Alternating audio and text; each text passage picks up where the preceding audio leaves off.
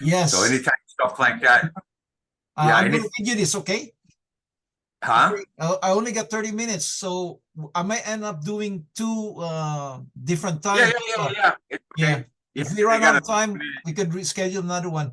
But yeah. anyway, we're gonna start right now. Anyway, this is David De Los Santos. I've known him since the 70s. We've known each other. He's from Seattle, and I live in Seattle for almost all my life. And we basically practically we used to work in Alaska together. We're not the same cannery, but different canneries, but we basically did the same thing. And he lives in the Philippines right now. Married a local Filipina girl. Her name's Eva, and they're doing business and very successful in the Philippines right now. And he contacted me earlier today because he saw one of my videos, and I didn't even realize it. It was about the labor union in Seattle, about the cannery workers, and that's really something close to us because we were cannery workers at one time. And turned out he was his grandpa. And I met his mom, and I also met the vice president of the union, which was Simon. Now I didn't meet him, but I met his wife, his widow Oh, in okay. Seattle. Aurelia Simon, the wife of Mr. Simon, the vice president of the union. So Wow, it's kind wow. of so Yeah, all these years that we've known each other. Yeah, I thought you already knew, but I guess not. I never asked you, but that was the weird thing, David, because your dad, Mr. De Los Santos, was the head of the other union, and that the other union was kind of competition with with Local 37, and Duyungan was actually the founder of Local 37. So how Yeah, did that come about? I mean, I that always part thought I that. don't. That part, I don't know how that happened. All I know is that yeah, my dad, because of course he married my mom, who Right. is the eldest daughter of the eldest child of Virgilio Duyungan. Uh-huh. So I guess that might have happened. And uh, my grandpa Joe, because my grandmother, who was married to Virgilio, Margaret Ray, Uh-huh. was got remarried Okay. and got married to Joe Mislang, who Yes. uh, we knew as Grandpa, Right. because of course I was born way after all that happened, and I think it happened in 1937. Of course, none of us had the opportunity to meet him. So yeah, we Uh-huh. just knew Joe Mislang as our grandpa, Okay. Okay. and so And you. yeah. But I don't know how my dad got into it. Uh-huh. What happened there, how that union, it split up. But yeah, my dad, it was a smaller union. I know that Yes. it was a Uh-huh. smaller union than Local 37, and he had canneries and stuff like that. And like us, when we ended up in Bristol Bay, you were just a neighbor of the company that my Yes. dad handled, and he handled a Right. few other companies. Uh-huh. So yeah, that's about all I know there. My dad was like a one-man operation. It Yes. was just him, and didn't have didn't have no staff or anything. So Yes. basically, he just when the season came around, he dispatched workers, and a lot of the workers came from California, Okay. from down to the Delano and Bakersfield and Stockton and Uh-huh. those areas. Yeah. Okay. So, but Okay. that part of the history, I don't know how that happened. How it became two different unions, but Yes. yeah, it went on like that. And in hindsight, going back when Dad passed away, uh, nobody in our family wanted to pursue. Pursue it. So Okay. Okay. my oldest brother, I think two of my brothers or one of them met up with Local 37 and just handed everything over to them. Oh, okay.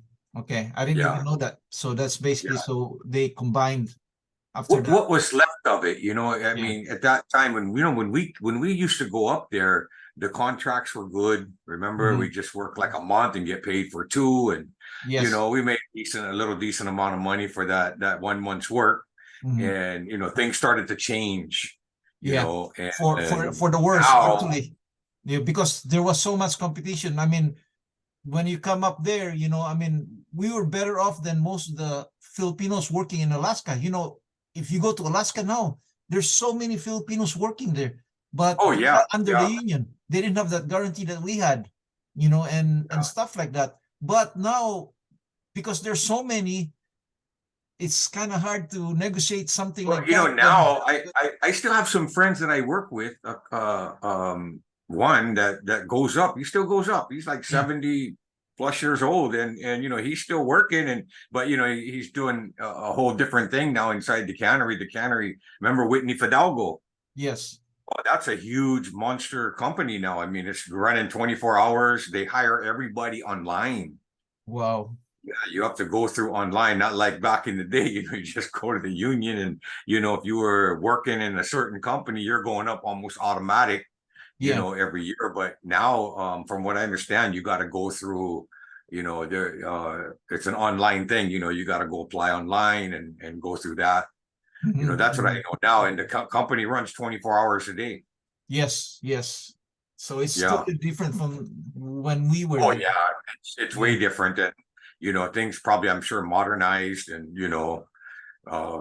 that cannery there, they got their own laundry room. Someone in tent, they just bring their clothes there. Yes. Bring their clothes there, and they wash their clothes for them. And I mean, it's the setup is so different now than when we were there. Yes. We had to do everything. One of the canneries I work in actually had that service. That laundry room service. We would put it in a big, like a knapsack thing, and then we'd bring it in, and they would, do the laundry. We'd just pick it up. I can't remember. Yeah, it wasn't like that with us. Yeah. When I first went up there, we had the old washing machine, the one that had a wringer. Yes, I remember that. That. It was pretty hard. I still remember the first time my first cannery was in Falls Pass, which was in, the Aleutian Islands. And we have to do that. It was kind of hard. Actually, I end up meeting this girl, and I asked her to do it for me. Yeah. It's, because there would be times, remember, when the runs would come, you'd work for like 2 weeks straight. Yeah. And if you were one of the crews that had to do the cleanup, man, you'd get home you finish up at 2 a.m, and then we're back at work at 8 o'clock. Yes. Most of the time skipping breakfast because you want to get that extra hour of sleep, and just run by the mess hall, grab a cup of coffee, and and go punch in. So and you didn't have no time to do all that stuff, man. You didn't have no time to wash clothes and stuff. Yeah, I was one of those. I did the cleanup, so I would stay for an extra hour, but I mean, it was pretty tough. I was the last one to go to sleep, and then first one to wake up. But I was part of the cleanup crew, and man, experiences.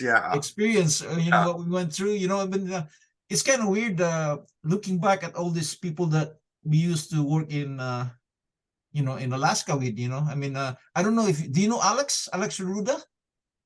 He's a very successful architect now in Seattle. He's one of the bigger. I used to work with him in Bristol Bay. And when he was when we were working in Bristol Bay, he was like a architecture student at UW. He was just a student. And now he's a very successful, a very big architect here in Seattle.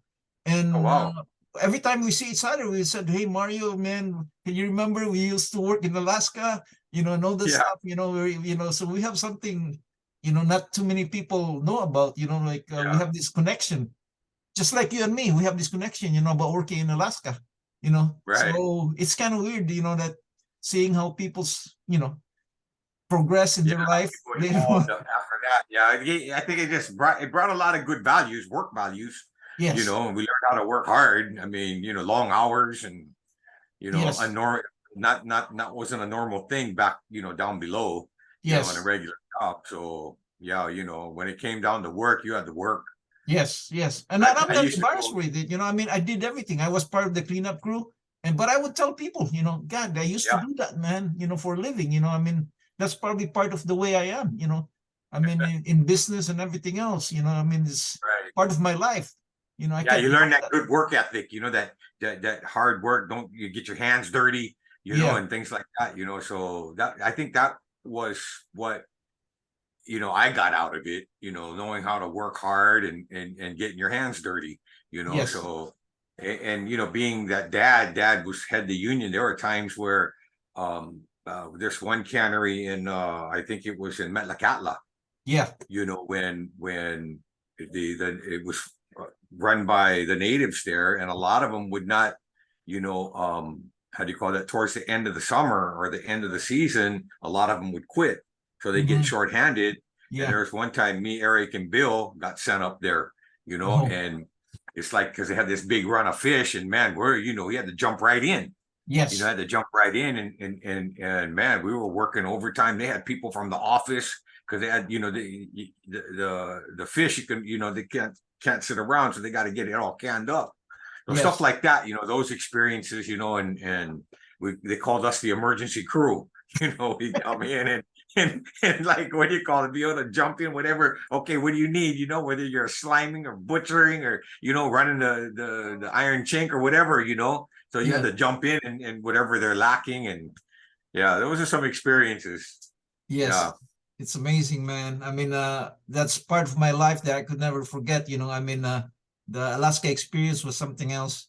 And yeah. sometimes I think, That's right. I see those, you know, these videos from time to time, or an article that'll pop up on Facebook, and they talk about the Alascaros and the, you know, the cannery workers, and you know, we can say, hey, we were the last of the modern, actually, you know, because exactly. things change a lot after that. Uh-huh. Yeah. Uh-huh. Okay, going back to your grandfather, uh, you said in your text, when you texted me, you said that your mom didn't really know who killed your grandfather. Yeah, you know, I used to ask her that once in a while, and she'd get a little quiet about it, you know, Mm, like she didn't want to talk about it, that okay. part of it, you Okay. know. And from what I learned is, I think maybe somebody was still alive, maybe, Okay. and they didn't want to talk about it. You know, that's why the family kind of, the kids and Try to keep everybody, it or quiet. what. Well, my But there was mom a probably shootout, knew the though. most, There was a huh? shootout in the. There was a shootout in Chinatown. I mean, Yeah, yeah, I if know about that, how it happened. yeah, But as far as the person there's that did it, um, there's more to it. There's like a conspiracy going on that we don't know yeah, about it was yet. kind of a conspiracy type thing where, and then my mom, she being the eldest child, at that time, and all her siblings were very young, so she Mhm. was the one that probably, you know, she was a teenager, so Yes. she was when all this happened, and you know, I used to ask her about it, and you know, they didn't want to talk about it, and we used to always try to encourage her. Why don't you write something? You know, get, you know, put it on paper, and you know your Uh-huh. experiences. But she used to tell us a lot of stuff, you know, Yes. about what happened afterwards, and you know how it all happened and stuff. And you know, I mean, she lost her dad when she was a teenager, you know, Right. and he's in his mid 30s, I think, and he's got 7 kids, you Wow. know. And yeah, I mean, to just do that in the era that he did it in, you know, that was the depression, you Yes. know. And I see pictures of him, you know, those pictures that you showed, and I got pictures, I think they're in my shop, but you know, of the four of them standing. I mean, these guys are all in their suit, you know. You look back Yeah. in the day, wow, you know, Yes. They were try to imagine GQ. the time frame, you know, the time frame. That's depression. Second, they're Filipinos, Yes. you know, and back then, all the discrimination going on and the Yep. things like that. Then he married my grandmother, who was white, Yes. you know. And I found out my grandmother was kind of an activist type person. Yes. So she was like, you know, yeah, a strong woman. Yeah, you know, she was a Yes. very strong woman. So to pick up after when he died, Mm. in when he got killed, and then having to bring they brought everybody, came back here to the Philippines, you know, Yes. because my grandfather's from Cadiz Negros, in Negros Yes. Occidental. Yeah. And so yeah, they all came back here. Now this is when my mom would talk about these stories on how they ended up in Manila, and Hmm. then kind of stuck there, you Hmm. know. And they were kind of like, man, they didn't have no money, and the kids were running around, according to my mom, they're just like running the streets, and somebody saw them. I think it was, I think she said it was an American or somebody saw me, found it kind of odd, Mhm. seeing these little mestizo kids running around in the streets. Yeah. And so that lady, that person, and kind of investigated and found out that they didn't have any money, Wow. and they kind of got stranded here. So finally, they got help and were able to get back to the U.S. So Wow. that's some of the stuff that she shares, and she told me that when it all How happened, many she years just did you remembers. stay in Manila? How many Hmm? years did she stay there? Like when Man, she went there? I don't know, but I think it was more than a year. Wow. Yeah, yeah, and that's back in the 30s again. So you can imagine, and you're talking about coming in by boat, leaving by boat, Mhm. So yeah, it was an experience for him. I wish I have Fortunately, interviewed your mom, man. Before she passed away. I wish I interviewed your mom before she passed away. Because yeah, that's why I need to interview people, like people that's older and who's got a lot of things to say, to basically hold on to it, because that's history right there. Your mom yeah, knew a lot of things. yeah, I mean, being that she was the eldest daughter, he was the first organizer and things like that. Um, but I know, we would try to get her. We would talk to her years ago about, why don't you, sit down with one of my aunties and, Uh-huh. write down what what you remembered. But she didn't really want. She wasn't really. I don't know if she was scared, or because maybe she had a feeling of who might have did it, and that person was still alive, and I Oh, mean, the okay. trauma that Okay. probably was brought about, I mean, they're all kids, Uh-huh. and the way he died, and things like that. And she did tell me that when he did die, when that happened, she remembers all these men around the house. Oh, okay. There's a bunch of men around the house and stuff, because she would tell me stories that, she goes, daddy was able to shut down the casinos, and then to find out how he did that, well, of course, the membership, he told the didn't let told them not to go into the casinos, that Mm-hmm. were being run around, Chinatown and stuff, because they were just coming home and, blowing all their money and stuff. So he stopped him from doing that, I guess. Like, shut it down for 3 days. So of course, Okay. you're going to earn a lot of enemies by Yes. doing that. So a lot of things that back in those days, I guess, going down to Yakima. I think she mentioned something about him going to Yakima with the farm workers, you Yes. know, uh, going on strike. So you can imagine back in those days doing that kind of stuff. Who you're going to be stepping on people's toes, I guess. And Yes. maybe that's what led up to what how it happened to him. What Yes. happened to Yes. him? What else do you know about your grandpa? I mean, um, okay, what do you know what year he went to the US? And I think do you he remember went anything from, there. Okay, when he went there, um, he brought along. Okay, what happened was, Mario, the good thing, when I came back here, I ended up in Cadiz for when I was with the company Symmetry, the vitamin company, and we uh-huh, did a seminar there in Cadiz. So I okay, started asking around, because I knew my grandfather was buried there. okay, So I met somebody, and I asked her to find out, and then mhm, she called me up later and told me that she met somebody and knew okay, where it was. So I was going back there again. And when I went back there, they brought me to the cemetery. And sure enough, man, I found the whole family plot, wow, right? And he was there, but mhm, no tombstone. It was just written. The name was just written, but it was newly painted. Everything was new. And I said, oh, wow, somebody's maintaining this. yes, So we found out, and I was able to meet relatives.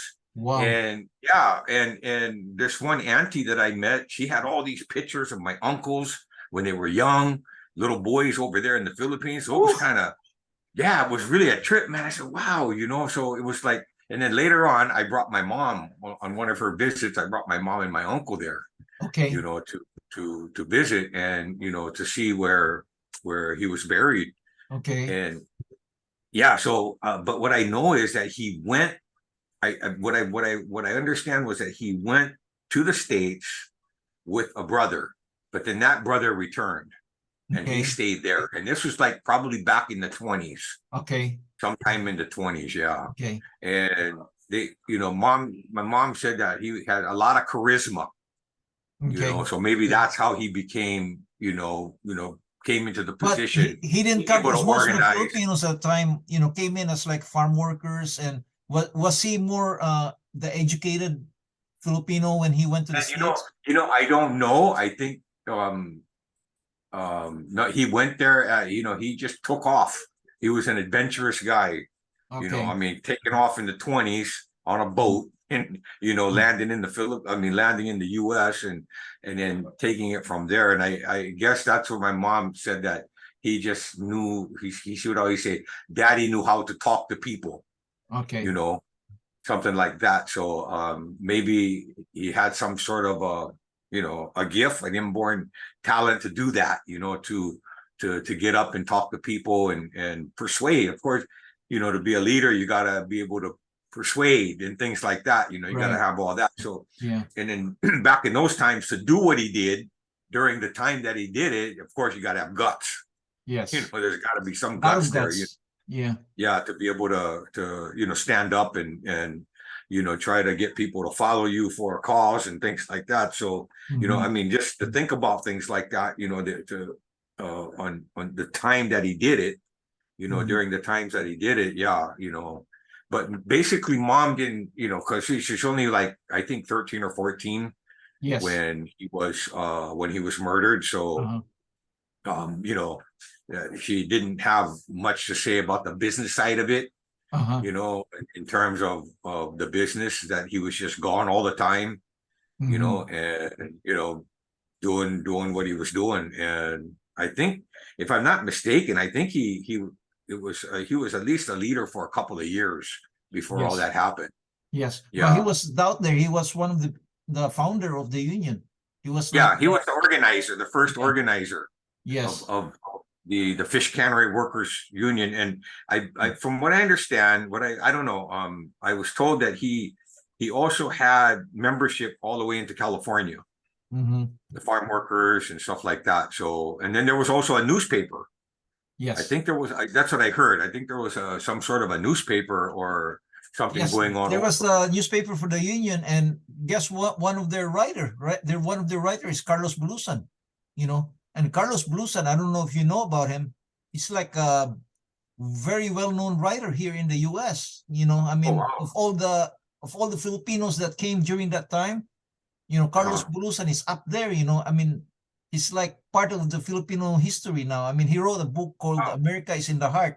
I don't know if you know about that book, but What touched me on your video is that you went pretty far back.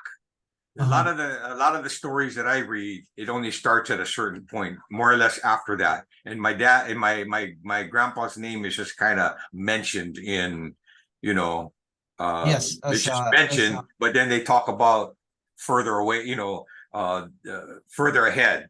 Unlike yes, when I was watching your video, you kind of got into it. You even talked about my grandmother and things like yes, that. And I never heard that. That's the uh-huh. first time I heard that in a like a video or anything, you know, even Okay, a story. There's some uh-huh. people that they'll post, links, and I've run across those, but the history is the history that they're sharing is more forward Right. than going further back on where it really started. Yes, yes. Yeah, Me, and I'm just the reason I go was ahead. really into it is I read there was this guy who was a PhD from UW. I can't remember. He was a white guy, and he wrote Mhm. about the history about the union, Oh and wow. that was his thesis, to get his doctorate. They have to do a thesis, and he Uh-huh. wrote about it. It was so specific and basically told what Yeah. happened. And I wish I got a copy of that. I mean, I read it, and I don't. And it's amazing that it just points out what happened exactly, and who were the people involved. And Mhm. Duyungan was one of the most, like the leader. I mean, he was always in that story, and that's why that story just kept up with me. But I didn't realize. I mean, I wish I knew that, because I could have talked to your mom more about it, because I know the history. I know most of the story about it. I could have asked her, because I met your mom no time ago, but I didn't realize that she was the daughter of Yeah. Virgil, Yeah, the eldest. And, she was really kind of didn't want to talk a lot about it. She would just tell those stories about the Philippines. And, we asked her who did it. And she had an idea, but she said, that she didn't, they just kind of, I don't know, I could imagine the trauma that was felt during the time that it happened. So that maybe it stuck with her. Um, the family was very quiet about it when all this stuff happened. And then when dad passed away in 2000, I do remember her telling us, he said, you guys, none of you don't take it over. You just give that all back, give it all to the other union. Okay. So, and nobody really wanted to do. I was already over here, and my other brothers weren't interested anymore. And so it was I think my eldest brother that met with that current leadership. I forgot the wife. I think it was the wife of one of the ones that got killed. Yeah, Salmi Domingo, Terry. Maybe she was Terry very Mas. active. So yeah, they met up and basically, if you want, this is what was left, and basically handed it over. Because my dad, before he passed away, that was in 2000, he was on his way back to dispatch. Oh, okay. He still had a few canneries. Yeah, and he was on his way back. He's 90-something years old, and he was spending his time here living with us that during that time. And he was going to run back there for like, a month and then come back here, and yeah, it was like he was 90 plus at the time, and what his life here was just sabong. Cockfights, yeah. Every Sunday, he would that's where he hung out, and he had his ticket. As a matter of fact, he had a round trip ticket. Everything was ready to go, and then he suffered a heart attack. So he passed away in Cebu, in the Philippines. He passed away in the Philippines. Oh, yeah, in Cebu. So that was the year 2000, and he was doing that every year. He would just more or less open up for that 1 month to do the dispatch, and shut it down, and basically come over here, and so yeah, that was. And then I remember my mom, when he passed away, she told all of us, he says, don't even bother, just give it up, it up. Okay. Yeah. So, interesting. Anyway, we're running out of time. Yeah. Can I do another interview with you? Because I need to interview you about this time about you, and I want to interview Eva too when if she has time, because both of you have some interesting life. So all right, right now, because I only got 30 minutes and we're past that right now. Okay, so all right. Probably next week I'll text you, and then whenever you guys get time. So I'll interview. When are you coming back over here? November. Let's get together. November. Yeah, okay. November. Because we're having in Cebu. Yeah. So let's get together when I get back there. Okay. But I'll interview you, the same thing with Zoom. I'll finish this because I got so many things to talk to you about. This time about your life. Sure. Sure. Okay. Okay. All right. So I was gonna say hello to everyone. Take care, man. All right. Okay. All right, man. Take care. All right. Okay.